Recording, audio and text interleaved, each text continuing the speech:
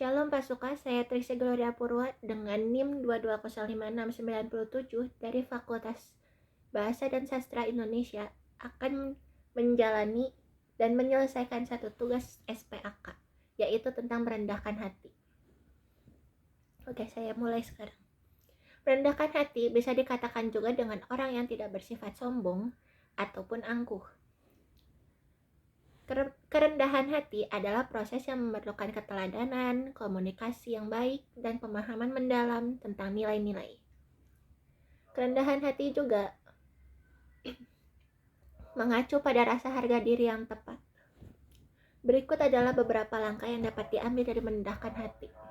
Pertama adalah menjadi contoh yang baik untuk siapa saja, apalagi untuk anak di bawah umur. Bisa juga untuk siapa saja yang bisa menjadi contoh yang baik, seperti orang tua kepada anaknya sendiri. Yang kedua adalah diskusi terbuka, yaitu seperti mengajak orang untuk berdiskusi tentang pentingnya merendahkan hati.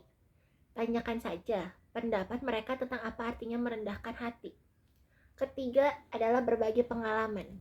Ceritakan pengalaman pribadi atau kisah inspiratif tentang bagaimana merendahkan hati. Yang keempat adalah empati dan pengertian, seperti mendorong orang untuk berlatih empati. Yang kelima adalah menghargai kelemahan. Yang keenam adalah latihan syukur, seperti kita bisa menganjurkan praktik syukur, contohnya seperti menulis jurnal syukur, dengan penjelasan apa itu syukur, atau ciri-ciri bersyukur, dan tentang apa itu syukur. Yang selanjutnya adalah mendengarkan, seperti kita berlatih keterampilan dengan mendengarkan aktif, seperti mendengarkan saat kita sedang mengikuti gereja. Yang kesembilan atau yang kedelapan yaitu memberi dan melayani, seperti mengajak orang lain untuk mengikuti kegiatan pelayanan. Seperti pelayanan itu bisa kita jalani dengan kita mengikuti sebagai seseorang yang bisa bermain alat musik seperti gitar, piano saat kita sedang mengikuti kebaktian gereja. Ada juga seperti menyanyi. Contoh sikap rendah hati. Kita bisa mengucapkan salam saat kita sedang bertemu dengan orang lain.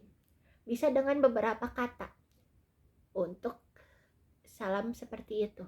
Seperti contohnya adalah selamat pagi, selamat siang, selamat sore, atau selamat malam. Kita juga memiliki kata shalom yang biasanya dikatakan oleh mahasiswa kampus pada sesama orang beragama Kristen. Mengapa beragama Kristen? Karena kita juga dalam kehidupan ini memiliki adanya nama agama yaitu Islam. Menurut saya, apa yang saya ketahui, agama Islam tidak memiliki kata-kata shalom itu. Jadi, untuk kita yang beragama non-Islam, kita lebih baik mengatakan salam dengan selamat pagi sampai selamat malam. Itu tergantung dengan kapan kita mengatakan salam. Kedua adalah tidak suka menghina orang lain, seperti menjelek-jelekan orang lain sampai membuat mereka yang dihina menjadi sakit hati. Yang ketiga adalah suka menolong. Pastinya menolong itu bisa pada orang lain, tetapi kita pun harus berperasaan yang memang baik dan tidak meminta balasan untuk menolong orang lain.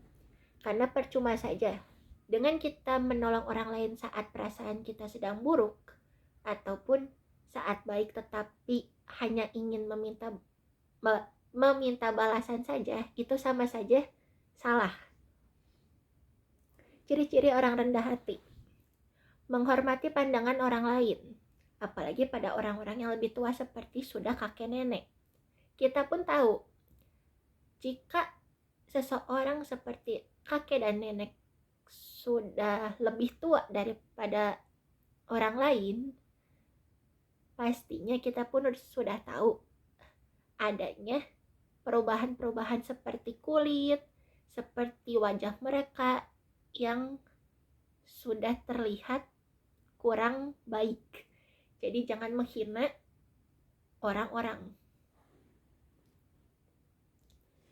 Yang kedua adalah pendengar yang baik.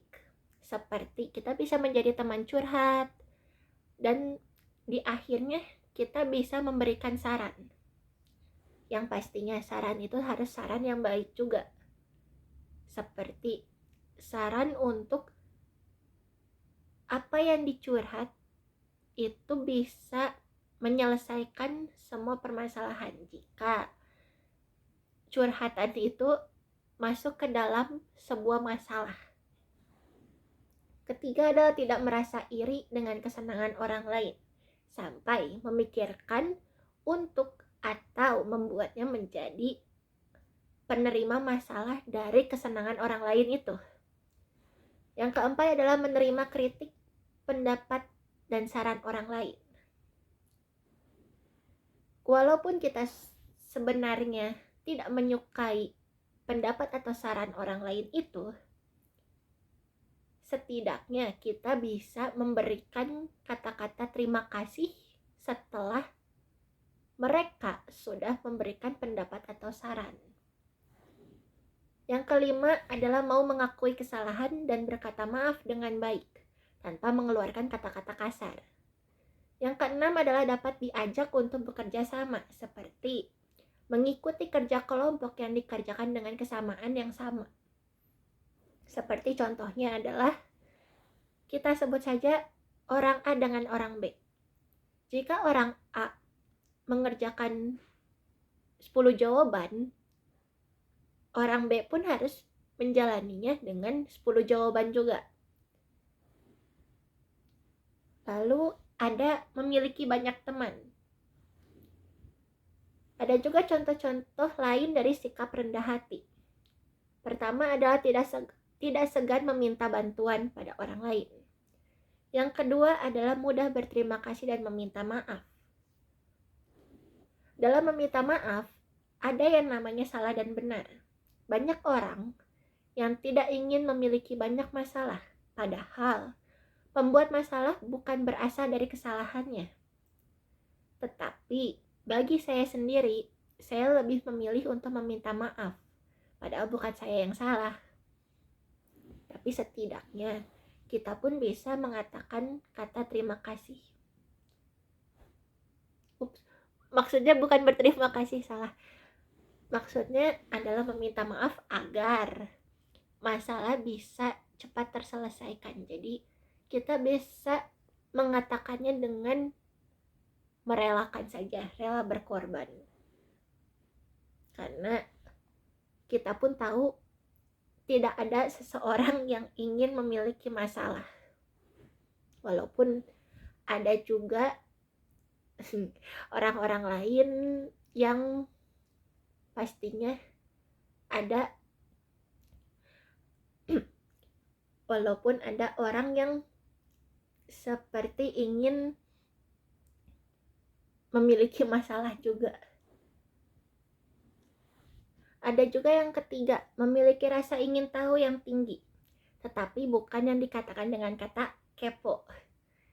Seperti contohnya rasa ingin tahu, seperti mencari tahu inti dari apa yang ada pada ilmu pengetahuan bahasa, pelajaran IPA seperti biologi, fisika, atau bisa saja dengan agama sendiri. Karena di setiap agama, seperti agama Kristen ataupun Katolik, ada yang bernama Alkitab. Kita bisa belajar dari ayat Alkitab. Yang keempat adalah yang terakhir, mendahulukan orang yang lebih penting daripada diri sendiri. Seperti membantu orang kurang mampu dalam perekonomian, ataupun teman-teman sesama umur yang terlihat seperti kurang adanya ilmu pengetahuan yang ia kurang mengerti.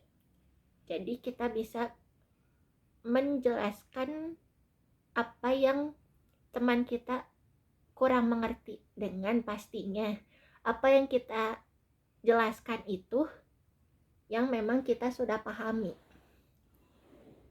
Itu saja yang bisa saya jelaskan dari merendahkan hati. Terima kasih Pak Suka.